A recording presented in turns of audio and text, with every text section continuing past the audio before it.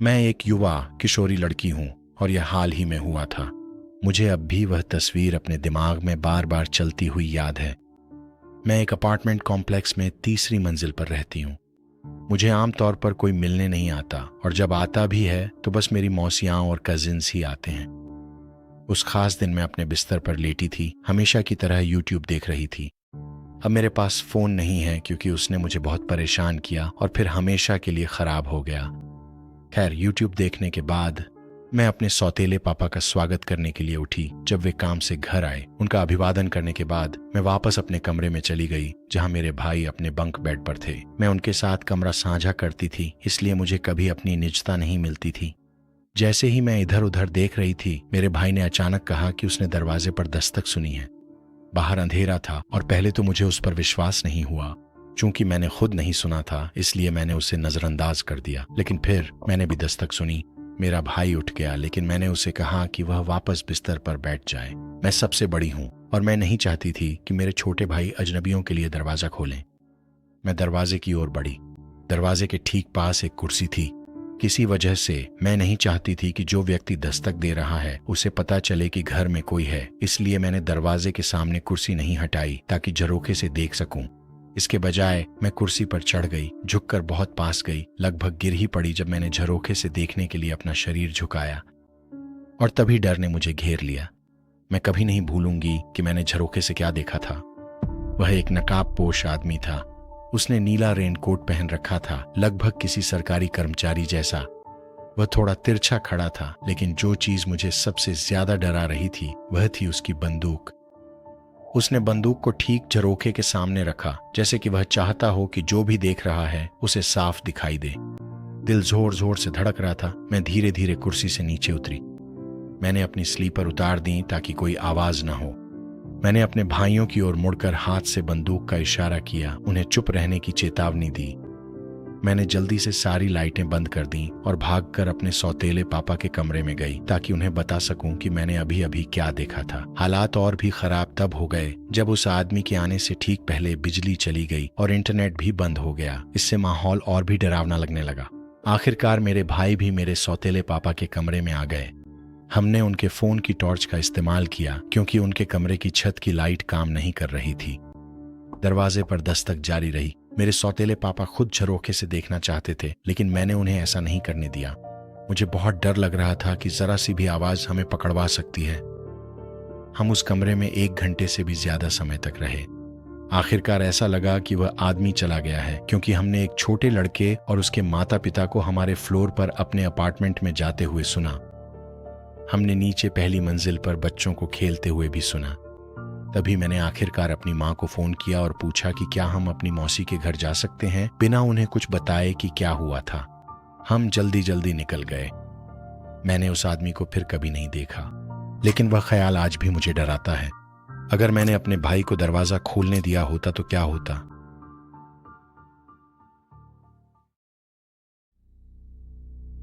मैं अभी 28 साल का हूं, लेकिन यह कहानी तब की है जब मैं सिर्फ 7 साल का था और मुझे आज भी यह सब याद है। मैं कुछ दोस्तों के साथ पास के एक पार्क में जाया करता था। हम लगभग 2 साल से वहां जा रहे थे, लेकिन पिछले 5 महीनों में हमने कुछ अजीब सा महसूस किया। हर रोज वहां एक नाटा मोटा डरावना सा बूढ़ा आदमी पास की बेंच पर बैठा रहता था।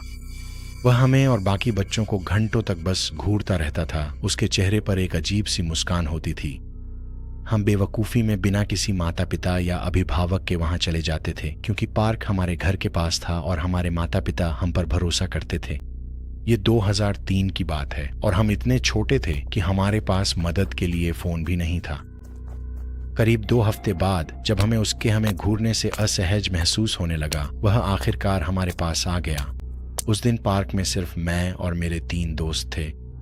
वह हमारे पास आया और पूछा कि क्या हम उसके घर जाकर वीडियो गेम खेलना और उसका नया कुत्ता देखना चाहेंगे। चूंकि हम बच्चे थे, हम मूर्खता में मान गए। यह मजेदार लगा और एक पल के लिए हमने सोचा शायद वह वाकई में अच्छा आदमी है, लेकिन हम बहुत गलत थे। उसने कहा कि उसका घर पार्क से करीब 20 मिनट की दूरी पर है, तो हम चारों उसके साथ चल पड़े। करीब 10 मिनट चलने के बाद एक पुलिस की गाड़ी हमारे पास से गुजरी और धीरे धीरे रुकने लगी। पुलिस की गाड़ी में बैठे यात्री पुलिस वाले ने खिड़की से बाहर झुककर हमें घूरना शुरू कर दिया। उस आदमी ने हमें तेज चलने को कहा, ये कहते हुए कि इससे हमें उसके घर में गेम खेलने और उसके कुत्ते को देखने के लिए ज्यादा समय मिलेगा, इससे पहले कि हमें वापस जाना पड़े। तो हमने अपनी चाल तेज कर दी, लेकिन तभी पुलिस की गाड़ी ने अचानक यू टर्न ले लिया और एक तेज आवाज आई, तुम वहां रुको, अपने हाथ सिर पर रखो, तुम्हें गिरफ्तार किया जा रहा है। हम वहीं जम गए, उलझन और डर से भर गए। वह आदमी भागने लगा, लेकिन अपनी उम्र और शरीर की वजह से ज्यादा दूर नहीं जा सका। एक पुलिस वाले ने उसे जमीन पर गिराकर हथकड़ी लगा दी, जबकि दूसरा अधिकारी हमसे पूछने लगा कि क्या हम ठीक हैं और क्या हुआ था। हमने उसे सब कुछ बता दिया। उसने सिर हिलाया और कहा कि यह बहुत किस्मत की बात थी कि वे उस समय वहां से गुजरे। एक और पुलिस की गाड़ी को हमें घर छोड़ने के लिए बुलाया गया, जबकि पहली गाड़ी उस आदमी को थाने ले गई। पुलिस ने हमारे माता पिता को सब कुछ समझा दिया और उस दिन के बाद से हमें उस पार्क में जाने से मना कर दिया गया। उस समय मेरे माता पिता को लगा कि मैं इतनी छोटी हूं कि सारी बातें नहीं समझ पाऊंगी, लेकिन जब मैं 13 साल की हुई तब उन्होंने मुझे आखिरकार सच बता दिया। वह आदमी एक जाना माना यौन अपराधी था। वह अपनी हरकतों को शिकार कहता था और वह यह सब स्थानीय पार्कों में करता था।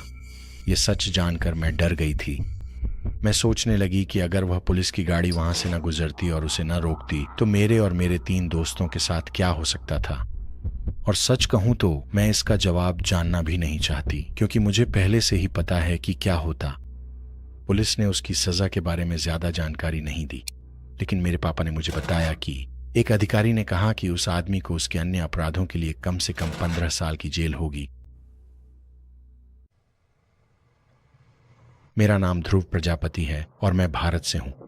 मैं आपको डुमास बीच पर अपने एक ऐसे अनुभव के बारे में बताऊंगा जो आज भी मेरी रूह तक को कंपा देता है। सूरत का डुमास बीच हमेशा से रहस्य और डरावनी अफवाहों में घिरा रहा है। लोग कहते हैं कि वहां भूत प्रेत हैं और सालों से अनगिनत कहानियां फैली हुई हैं अजीब आवाजों, गायब होती परछाइयों और डरावने साए के बारे में जो रात में रेत पर घूमते हैं। मैं जितना भी जिज्ञासु था, मैंने कभी इन बातों पर यकीन नहीं किया था, जब तक कि एक रात ने सब कुछ बदल नहीं दिया। वो एक दुर्लभ वीकेंड की रात थी और मैं अपने कुछ दोस्तों के साथ डुमास बीच पर सूर्यास्त के बाद घूमने गया था। हमने वो अफवाहें सुनी थीं, बेचैन आत्माओं की कहानियां और रहस्यमयी गुमशुदगियों के किस्से, और कैसे लोग किनारे की धुंध में गायब हो जाते थे। लेकिन हमने इसे मजाक में उड़ा दिया, ये मानकर कि ये सब सिर्फ स्थानीय लोक कथाएं हैं जो लोगों को अंधेरा होने के बाद दूर रखने के लिए बनाई गई हैं। जब हम बीच पर चल रहे थे तो बस लहरों के टकराने की आवाज और हमारी अपनी आवाजें सुनाई दे रही थीं, जो अजीब तरह से उस खालीपन में गूंज रही थीं।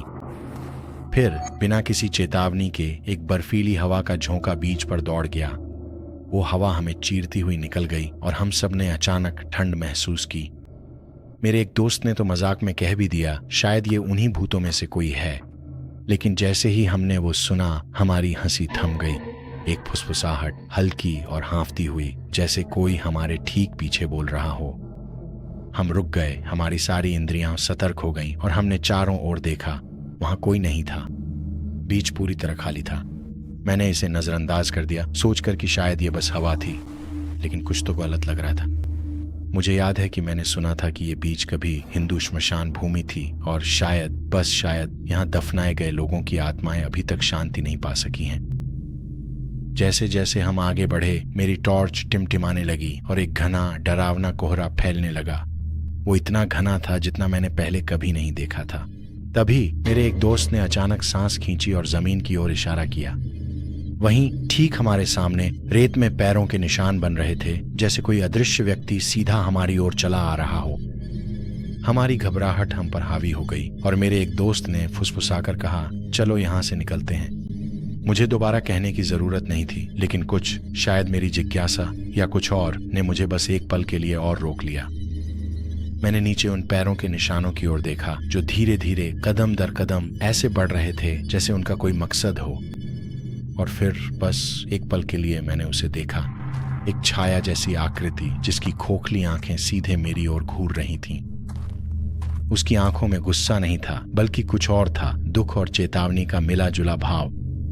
दिल तेजी से धड़कने लगा। मैं लड़खड़ाकर पीछे हटा और मेरे दोस्त और मैं दौड़ पड़े।